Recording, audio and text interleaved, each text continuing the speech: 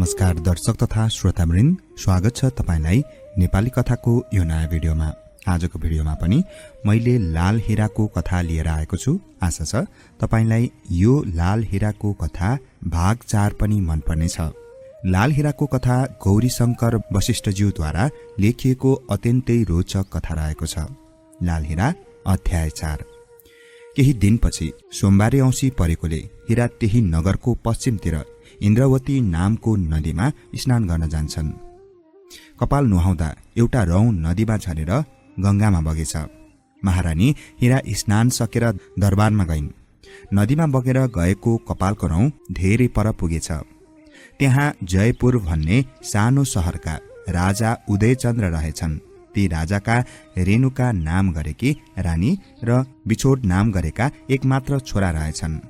त्यसै शहरमा अनेक थरीका टुनामुना मन्त्र जानेका कुटुनी पनि रहेछन्।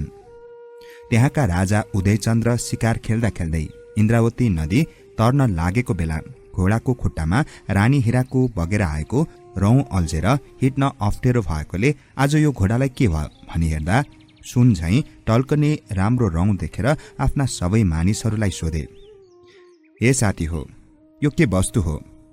राजाको हुकुम सुनि घोडाको नजिक गएर हेरेपछि उनीहरूले भने, सरकार, यो त चिन्तापुरका राजा लालकी रानी हिराको कपाल हो। त्यति सुनेपछि राजाले त्यो रौँ आफ्नै हातले टिपे र नापे। त्यो रौँ 25 हात भन्दा पनि निकै लामो रहेछ। त्यसपछि राजा मनमनै विचार गर्छन्, जसको रौँ त यति राम्रो छ र लामो छ भने ती कस्ती सुन्दरी होलिन् त। जसको केश सुवर्ण झैं छ बहुत लामो तथा टल्कने, त्यस्तै रूप पनि अलभ्य छ बुझी मोहित गराइलिने। हिरा नाम रहेछ, रूप गुणकी खानी बनाइदिने। केही युक्ति भए बताऊ सबले तिनलाई भेट्टाउने। राजा विलाप गर्दै भन्दछन्, हे मन्त्री, म साह्रै व्याकुलताको अनुभव गरेर आत्तिएको छु। हिरा रानीलाई जसरी भए पनि मेरो सामु ल्याऊ। यदि भएन भने म बाँच्दिन, अवश्य मर्नेछु। राजाको यस्तो हुकुम सुनेर बाठो मन्त्रीले उत्तर दिए, राजन विघ्न विनाशिनी कुटुनी हाम्रो यही राज्यमा। यसको ज्ञान ठूलो छ तन्त्र यन्त्रमा। लोभी छ त्यो धन कि यो बखतमा त्यसलाई डाकिकन आज्ञा गराउनुहोस्, म दिन्छु मागे जति धन। त्यसले काम हजुरको खुसी भई गर्छे र सक्छे पनि। अहिले डाक्न पठाउनुहोस्, हजुरले बाठी छ त्यो कुटुनी। सरकार, त्यो विघ्न विनाशिनी कुटुनी बोक्सिनी छ र यस्तो काम त्यो सहजै गर्न सक्छिन्। मन्त्रीका यस्ता कुरा सुन्न साथ प्रसन्न भएका राजाले त्यो कुटुनीलाई डाक्न पठाए अनि त्यो आएपछि भने, आयो विघ्न विनाशिनी, हृदयले गर्छु स्वयं स्वागत। देखे उत्तम स्वप्न, आज सम्झन्छु राम्रोसित। हिरा नाम हुने सबै तरहले हुन्छ अति सुन्दरी। ल्याऊ तिनीकन, लौ छिट्टै महलमा केही युक्ति राम्रो गरी। तिम्रो शक्ति छ ठूलो जान्दछु पनि, यो काम पूरा गर। सक्छौ गर्न भनेर मान्छु, मनमा विश्वास ठूलो गर। मेरो काम पूरा भयो यदि भने शंका नमानिकन स्यावास भनिदिन्छु तिमीलाई मधन। त्यो बेच्न बासिनी कुटुनीले राजाको हिराप्रति आसक्ति देखेर बिन्ती गरे, सरकार, मैले यी गंगाजीको जल उल्टो बनाइदिन सक्छु भने हिरालाई हाजिर गराउनु कुन ठूलो कुरा भएर। म यो काम गरिदिन तयार छु, तर चिन्तामणि काठको ढुङ्गा र हुगिया काठको बहना पाए म त्यसैमा बसेर जान्छु अनि हिरालाई पनि त्यसैमा बसाएर यही हाजिर गराउँछु। त्यसका यस्ता कुरा सुनेपछि राजाले जंगलमा भाडा लगाई चिन्तामणि काठको ढुङ्गा र हुगिया काठको बहना तयार बनाई ल्याउनु भनी हुकुम दिए र अनेक मानिसहरू जंगल गए। तिनीहरूमध्ये 4-5 जना राति रुखमुनि बास बसेछन्। त्यही रुखमा चराको गुँड रहेछ, त्यस गुँडमा चरा पनि रहेछन्। चराको चारैवटा बच्चा चारै दिशामा चढ्न गएका रहेछन्। रात परेपछि ती सबै आफ्नो गुँडमा आएछन्। अनि चराका बाबुले जेठो छोरालाई सोध्यो, कुन दिशाको के समाचार रहेछ? जेठोले उत्तर दियो, पिताजी, पूर्वतर्फ एउटा चन्द्रपुर भन्ने नगर रहेछ। त्यहाँका राजा र मन्त्रीका छोराछोरी लाल र हिरा नामका रहेछन्।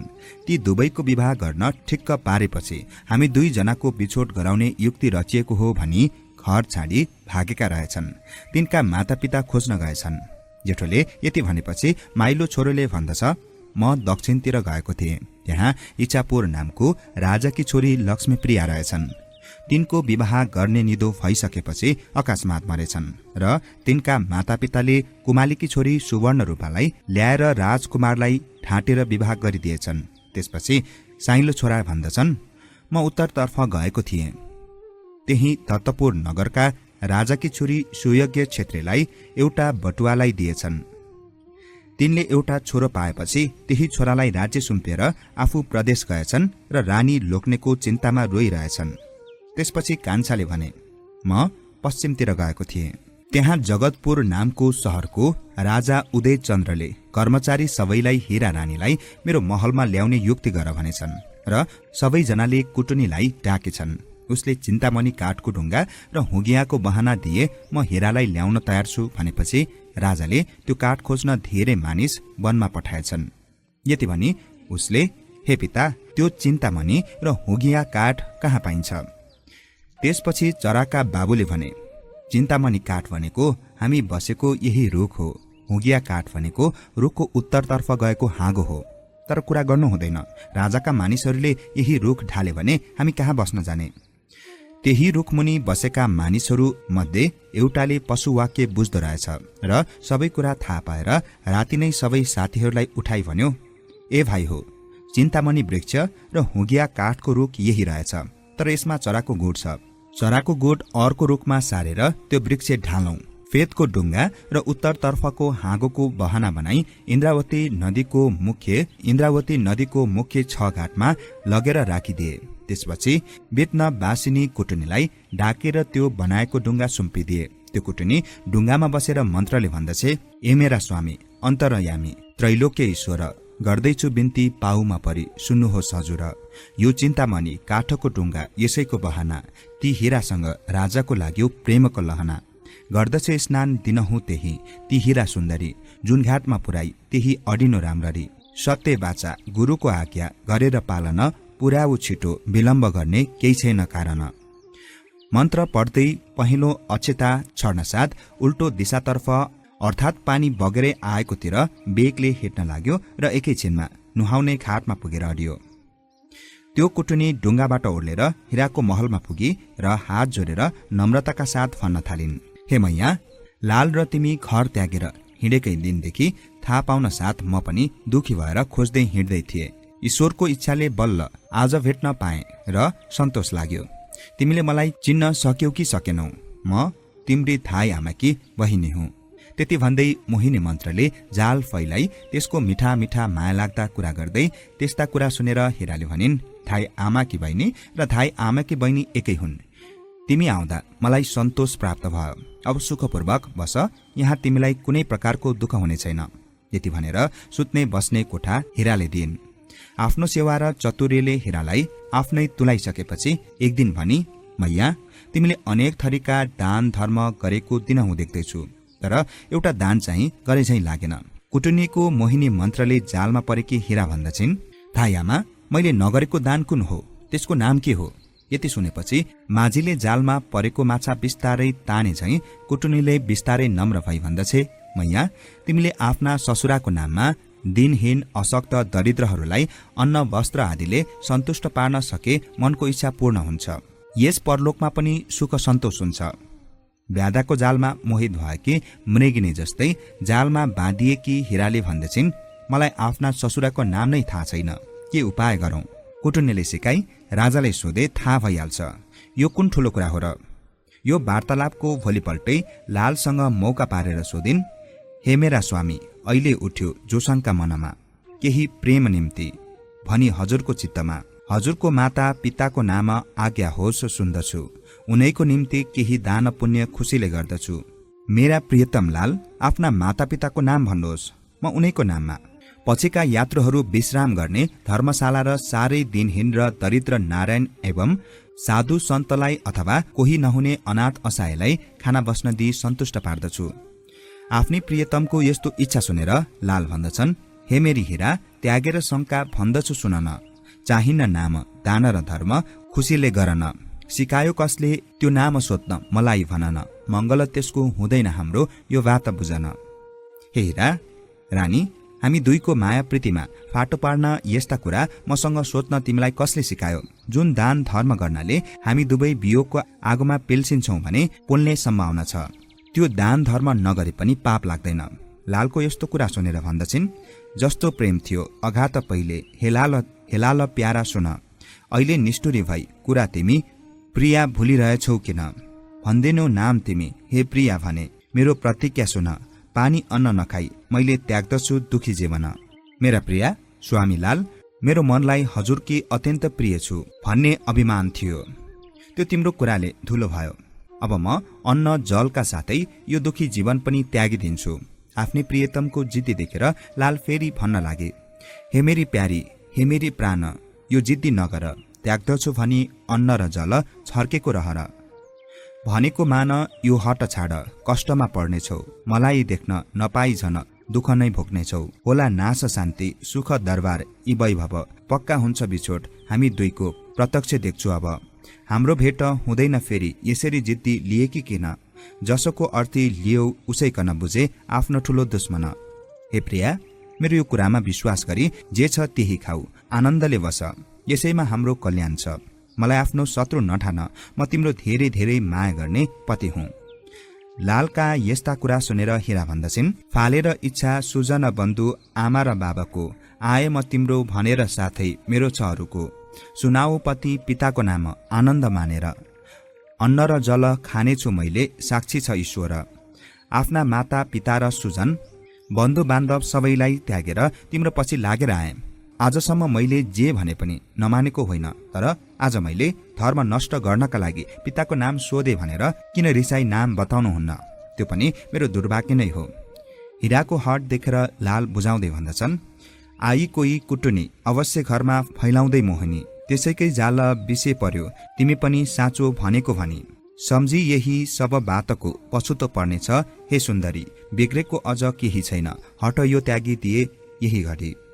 हे प्रिय, हाम्रो वियोग गराउने यो जिद्दी त्याग र मैले भनेको मान, पिताको नाम सुन्ने हट नगर। लालले यति भनेको सुनि हिरा भन्दैछिन्, तिम्रो र मेरो बसेको प्रीति छुटी नछुटाई, मलाई किन छल्दछौ स्वामी कुरामा भुलाई। कदापि खान्न म अन्न जल भोग आदि त्याग्दछु, चिम्लन्छु आँखा पलेटी कसी जीवन छोड्छु। हे मेरा प्रिया लाल, कसैले टुना गरी वा मोहिनी लगाई कसैको बसिसकेको प्रीति छुटाउन खोज्दैमा छोड्दैन। यस कुरामा व्यर्थ तर्क र शंका निकालेर मलाई किन भुलाएको? मेरो त केवल ससुराको नाममा दान धर्म गर्ने इच्छा छ मात्र हो, यसमा अरू कुनै छलछाम छैन। हिराले यसरी साह्रै नै जिद्दी गरेको देखेर लाल बुझाउँदै भन्छन्, औँठी रत्न जडित म दिन्छु अहिले, होला पछि सम्झना, मेरो चिन्ह भनी राख्नु मनको फालेर दुर्भावना। होला याद पछि सब कुरा मैले भनेको जानी, गर्नेछौ पछुतो रुन्छौ धुरु धुरु, धेरै कति हो कति। हे हिरा, यो रत्न जडेको औँठीको चिनो राम्ररी राखी मैले आफ्नो कुराले तिम्रो मनमा पत्यार पार्न सकिन। हे हिरा, यो रत्न जडित औँठीको चिनो राम्ररी राख, मैले आफ्नो कुराले तिम्रो मनमा पत्यार पार्न सकिन। पछि मलाई सम्झेर रुनेछौ, हुन त अझै पनि केही बिग्रेको छैन, पिताको नाम नसोध, यसैले हाम्रो बिछोड गराउँछ। यति भनी आफ्नो पछ्यौरामा पानको थोक लगाई अनि भन्न लागे, गर्दैछु म विचार आज सकियो हाम्रो, थियो प्रेम जो उल्टो दैवगति भएछ बुझियो, सन्ताप पर्ने भयो। तिम्रो यो हटले अनेक थरीको चिन्ता, बढ्यो सुन्दरी, खान्छु पान मलाई देऊ खुसीले, यो हो भेट आखरी। हे प्रिय, यो पानको थुक तिम्रो ओट्नेमा नपारी आफ्नै लुगामा थुकेपछि यही रंग देखेर मलाई सम्झिरहनेछौ। यति भन्दै आँसुका धारा बगाएर भन्न लागे, थुकेको मैले पानको रंग हो आफ्नै लुगामा, त्यो पर्ला जब कमल झैं तिम्रो ती ठूला आँखामा, घरमै बसी पर्नेछ रुनु सम्झेर मलाई, पिताको नाम नसोध प्रिय जानेर भलाई। हिरा रानी, अब बिछोड हुन लाग्यो, केही बेर पलङमा विश्राम गर्दछु। एकपल्ट बिछोड भएपछि फेरि मलाई देख्न कुनै ठूलो तपस्यामा सिद्ध भइसकेको व्यक्तिलाई पनि कठिन हुनेछ।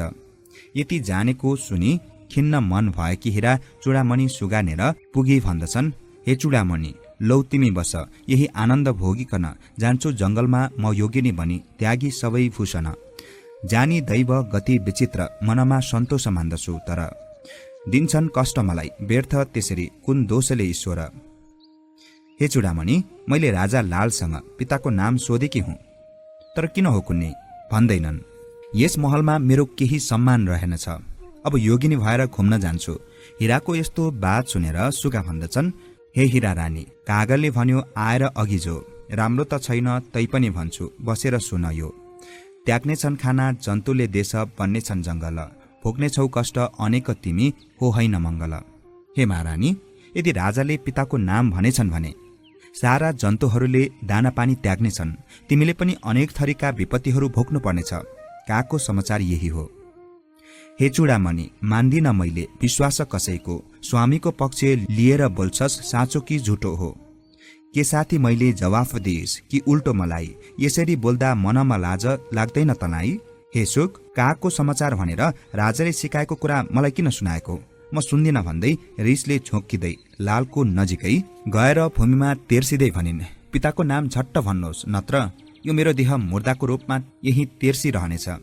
हिराको यस्तो चाल र कुरा सुनि दिक्क भएका लाल भन्दछन्, हे प्रिय, हाम्रो बालकैदेखिको प्रीति पनि अब नरहने भयो। पिताको नाम सुनेपछिको विपत्ति भोग्न तयार भएर हिँड। यति भनी पानी नभएको बुको खोलामा गएर उभिए। हिरा चाहिँ डिलमा उभिएर, हे स्वामी, पिताको नाम भन्नुहोस् न, कति गाह्रो भएको त्यति नाम भन्न पनि। हिराले त्यो वाक्य भन्न साथ खोलामा छिपछिपे पानी देखियो अनि लाल भन्दछन्, हे रानी, यो आउने विपत्तिको पूर्व रूप हो, अझ केही बिग्रेको छैन, ढिपी नगर, पछुतो पर्ला। लालको कुराले झन् रिसाएकी हिरा भन्दछिन्, हाम्रो प्रेम पिताको नाम भन्दैमा टुटेर जान्छ भने म केही गर्न सक्दिन, पिताको नाम भन्नुहोस्। त्यसपछि लालले पिताको नाम भनौ त भन्दा तिग्रासम्म पानीको बहाव बढेर आयो। अनि हे प्यारी, अझ पनि हट छोड, यो खराब लक्षण हेर, पिताको नाम नसोध। यस्तो उत्तर सुनि आफ्नो हटमा अडिएकी हिराले भनिन्, हे स्वामी, हजुरलाई गाह्रो परेको देख्दा म आफै छक्क परेकी छु। मलाई किन यसरी छल्न खोज्नु भएको? पिताको नाम भन्दैमा हाम्रो गहिरो प्रीति छोड्न सक्दैन। तिनको जिद्दी देखेर फेरि सम्झाउने विचारले भने, हेर हिरा रानी, पानी नाभिसम्म आइसक्यो, अब त हट छाड। हिराले भनिन्, हे प्रियतम, यो जलको छलमा म भुल्न सक्दिन, अत अब त पिताको नाम भन्नै पर्दछ। अनि लाल फेरि बुझाउँछन्, प्यारी, व्यर्थमा बियो खोला भनेको मान, अझ समय छ भन्दा हिरा झर्केर भन्दछिन्, हे राजा, तपाईँ आफ्नी धर्मपतिको कुरा मान्नुहुन्छ भने पिताको नाम भन्नुहोस्, अनि मात्र मलाई शान्ति मिल्नेछ। दुवैले भनाभन गर्दा गर्दै लालको घाँटीसम्म पानी आइसक्यो। अनि लाल भन्दछन्, हे हिरा, तिमीले लियो हट प्रिया, साह्रै नराम्रो जब भन्छु नाम पिताजीको, सुन प्रिया, शङ्का नमानिकन अब। राजा बासुकी नाम, सुन पिताजीको हटी सुन्दरी, जाँदैछु म अहिले, तिमी सुखहरू भोगे अनेकौं थरी। स्त्री हटमा अडिएको प्यारी हिरालाई सम्झाउँदा पनि मानिन र उनकै मुखमा एक टक हेरी पिताजीको नाम बासुकी नाग हो भनी हिराले भन्यो। यसरी नाम भन्दा हेर्दा हेर्दै जलमा बिलाएर हिरा हरायो। दर्शक तथा श्रोतावृन्द, यो रहेको थियो लाल हिराको कथा अध्याय 4। लाल हिराको कथा अध्याय 4 पनि सकिएको छ। कुटुनीले हिरालाई फसाई अब के गर्नेछिन्, यो सबै सुन्नका लागि 5औं अध्याय सुन्न पर्नेछ। 5औं अध्यायलाई सुन्न अर्को भिडियो कुर्न पर्ने छैन। यसै भिडियोमा लागौं 5औं अध्यायतर्फ। लाल त्यसरी अकस्मात जलमा हराएपछि त्यही खोलाको डिलमा बसेर हिरा बिलाप गर्न लागिन्। प्यारा, हजुरको हट गरेर पिताको नाम नसोध भन्दा नत्र न्याउरी मारी पछुतो हुनेछ भनेर दिएको औँठी देख्दा छन् रुन मन लागिरहेको छ।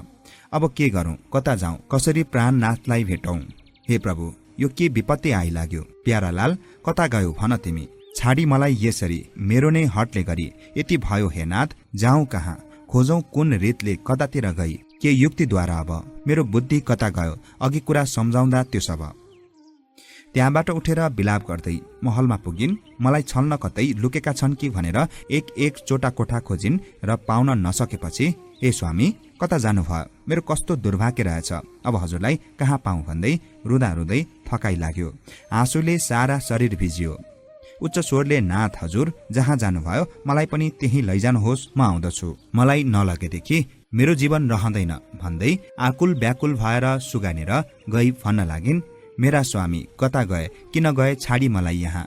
हे चुडामणि, लौबता मकन, यो जान्छु उनी छन् जहाँ, साह्रै बिहोल छु म, यो बखतमा रुन्छु कराइकन, कोही छैन मलाई मद्दत दिने, आतिन्छ साह्रै मन। हे सुख, मेरो स्वामीको मन परेको तिमीलाई अवश्य थाहा होला, कता जानुभयो मलाई भन भन्दा चूडामणिले भन्यो, हे हिरा, तिमीलाई बात हितको मैले सुनाए तर त्यसको ख्याल नराखी बेसरी भन्यो पापी सुख दुध छ र। रोई व्यर्थ सुकाउनु छ तन यो बन्दैन बिक्री गयो। केही युक्ति स्वयं विचार गर मनले सप्रिन्छ कि बात यो। दिन्छु अर्थी अझै पनि यो हृदयले कल्याण तिम्रो हुने। मान्यौ युक्ति भने छिट्टै अझ तिमी छौ लाल भेट्टाउने। जान्दैनौ यति कुरा तिमी भने लाचार छौ सुन्दरी। बिग्रन्छन् तिमी नै दुःख परी नारीहरू बेसरी। हे रानी साहब, मैले त पहिल्यै भनेको हुँ तर कुटुनीको कुरामा लागेर सुन्नु भएन। अब पछुतो गरेर केही हुँदैन। सुगाले भनेको सुनि हिरा घरभित्र गएर रोई कराई भन्न लागिन्, मेरो प्राण समानका प्रिय तिमी, हे लाल प्यारा पनि मैले बाँच्नु व्यर्थ भयो। हट गरी रौँ कराई कति, इच्छा छैन मलाई बस्न घरमा। खानेकुराको पनि चाँडै डाक मलाई, आफ्नो नजिकै हो धर्म पत्नी भनी। भो यो पाले ठूलो महल, यो जो भोगका वस्तु छन्, राम्रा वस्त्र तथा अनेक गहना चाहिन्न यी व्यर्थ छन्। हिँड्छु झट्ट घसेर भस्म तनमा बन्छु म लौ योगिनी। खोज्नेछु तिमी नै यो पृथ्वीमा प्यारा कहाँ छौ भनी। हे प्रियतम, हे लाल, हे महाराज, हजुर नभएपछि मलाई यो महल, हात्ती, घोडा, पालीहरू, सुखका सामग्रीहरू किन चाहियो?